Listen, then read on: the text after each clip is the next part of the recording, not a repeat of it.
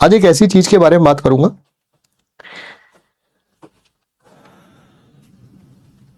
पता teachers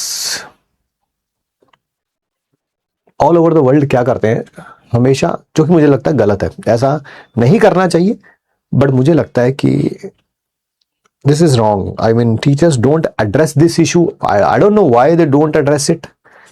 sir क्या है वो इशू? टीचर हमेशा अपने टॉपिक, अपने सब्जेक्ट के बारे में बात करता है. जैसे मान लो मैं फिजिकल केमिस्ट्री पढ़ाता हूं, तो मैं इतना पुश कर दूंगा फिजिकल केमिस्ट्री में, इतना पुश कर दूंगा फिजिकल केमिस्ट्री में कि भाई फिजिकल पढ़ लो, फिजिकल पढ़ लो, फिजिकल पढ़ लो, फिजिकल पढ़ लो, फिजिकल पढ़ लो. वो बेचारे का फिजिक्स का चाहे बैकलॉग हो जाए. And that is absolutely wrong.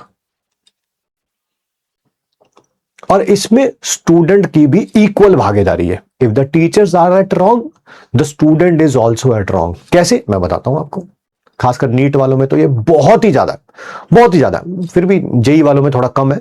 NEET वाले तो इसमें बहुत ज्यादा गलती करते हैं. सर क्या टॉपिक, क्या बोलना क्या चाहते हो आप? सीधे सीधे शब्दों में बोलो. वो शब्द कुछ इस प्रकार है कि आपका कोई एक सब्जेक्ट, वो मुझे नहीं पता वो कौन सा है, वो हर एक के लिए वेरिएबल हो सकता है. वो फिजिक्स हो सकता है, वो केमिस्ट्री हो सकता है, वो बॉटनी हो सकता है, वो जूलॉजी हो सकता है. कोई एक स्टेप आपका, कोई एक सब्जेक्ट इसमें से, या दो भी हो सकते हैं, तीन भी हो सकते हैं, आई डोंट नो, ठीक है, वो स्ट्रांग होगा. ठीक है, यानी कि उसके 180 में से आपके ऑलरेडी आपकी इतनी अच्छी तैयारी हो गई है कि आप 150, 160, 170 स्कोर कर सकते हो. अगर आज भी आपको फुल सिलेबस का टेस्ट दे दिया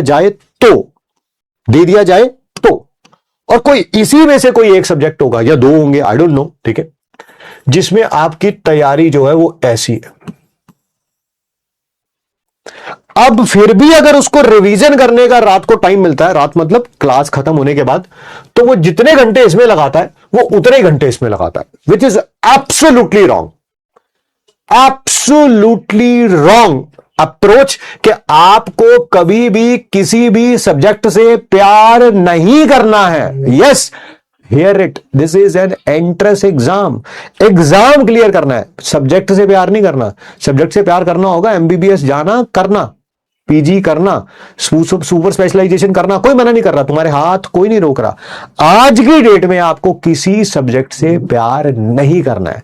ये चार स्तंभ हैं, they are equally important. No one is more important. हाँ, एक कोई ज्यादा इंपॉर्टेंट हो सकता है अगर आप उसमें वीक हैं, बट वो ज्यादा इंपॉर्टेंट नहीं हो सकता अगर आप उसमें स्ट्रांग है. बात समझ आ रही है? भेजे में पढ़ रही है, क्या पढ़ रही है? जिसके ऑलरेडी 160 आ रहे हैं आउट ऑफ 180, उसमें स्कोप ऑफ इंप्रूवमेंट कितना है? सिर्फ 20 नंबर का. मैं ये नहीं कह रहा उसको पढ़ना छोड़ दो, ना ना ना ना ना ना ना ना ना, ये नंबर डिक्रीज होने शुरू हो जाएंगे दोस्त. मैं ये कह रहा हूं कि आपको ज्यादा ध्यान इसके ऊपर देना चाहिए. सर सब में कम है, सब में कम है, तो सब में इक्वली मेहनत करनी है. बट आप थोड़ी अपनी प्रायोरिटीज सेट करिए. कोई भी सब्जेक्ट हो सकता है, वो केमिस्ट्री हो सकता है, फिजिक्स हो सकता है, बॉटनी हो सकता है, जूलॉजी हो सकता है, it can be any subject. आपको ये देखना है कि 180 इसकी है, 180 इसकी है, 180 इसकी है, 180 इसकी है. अगर मेरा इनमें से कोई ज्यादा वीक है तो मुझे उसके ऊपर टाइम ज्यादा देना है. हम करते क्या है, जो हमारा स्ट्रांग होता है या मुझे वो अच्छा लगता है, तो मैं उसी की दोबारा क्लासेस लिया जाऊंगा, उसी को पढ़ता जाऊंगा, उसी के क्वेश्चन करता जाऊंगा. अरे भाई उसमें से आ रहे हैं तेरे ऑलरेडी 160, 170 स्कोर कर रहा है, क्या उखाड़ लेगा तू 180 आउट ऑफ 180 करके? ये देखना इसमें स्कोप ऑफ इंप्रूवमेंट कितना है. 150 नंबर का 150 मार्क्स की स्कोप ऑफ इंप्रूवमेंट है. Agreed agreed agreed agreed agreed, है ना? और एक और बात बता दूं, मानो ना मानो, आप मेरे को पता है ना, जब जब कमजोरी कहीं अंदर डीप डाउन हार्ट के अंदर तक चली जाती है ना, तब अपनी गलती माननी बड़ी मुश्किल हो जाती है दोस्त. आप मानो ना मानो, इसमें नंबर अगर आपके अच्छे आए हैं, उसका कारण यह है कि आपने पिछले कई सालों में इसके ऊपर बहुत मेहनत करी होगी. वेल एंड वेल डन, मतलब there are no qualms, hats off to you, शाबाश. ठीक है, और मानो ना मानो, इसमें आपने कहीं ना कहीं काम चोरी करी होगी. ये कोई भी सब्जेक्ट हो सकता है, फिजिक्स, केमिस्ट्री, बॉटनी, जूलॉजी, मुझे नहीं पता वो कौन सा होगा. ठीक है, नहीं नहीं सर मैंने इक्वल मेहनत करी थी, तो तब भी गलती है ना, तब भी गलती है. तुझे पता था ये तेरा अच्छा है, तो तूने इक्वल मेहनत क्यों करी? अगर इसको 2 घंटे पढ़ता था तो उसको 4 पढ़ना चाहिए था तेरे को, बट तू इसको 4 पढ़ रहा था और इसको 2 पढ़ रहा था, या दोनों को 2-2 पढ़ रहा था. वो भी गलत है अगर तुम्हें पता है तो. तो आज की 5 स्टार है ना, ये बातें मेरी, मैंने बोला लल्लू लल्लू लोगों को समझ भी नहीं आएंगी ये बातें, जिनका हिला हुआ है उनको समझ भी नहीं आएगा, ठीक है। बिकॉज आई सी कभी कभी किसी सब्जेक्ट्स में क्या होता है, बच्चे 180 आउट ऑफ 180 180, दूसरा सब्जेक्ट सर 8 आए हैं मेरे, अरे भाई क्या कर रहा है भाई तू, भाई तू कर क्या रहा है ये तो बता, तू तैयारी कर रहा है क्या नहीं सर वो मुझे सब्जेक्ट अच्छा लगता है, भाई तू उसमें पीएचडी कर ले, बीएससी कर, एमएससी कर, पीएचडी कर ले, एमबीबीएस की क्यों तैयारी क्यों कर रहा है फिर?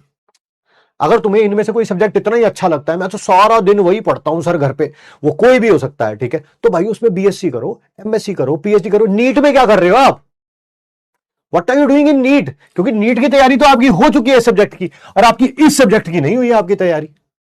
अगर आप नीट क्लियर करने आए हैं तो all are equally important, and the one, कौन ज्यादा इंपॉर्टेंट है जिसमें आप ज्यादा वीक हो? बेजे में जा रही है बात? बिल्कुल 100% है ना।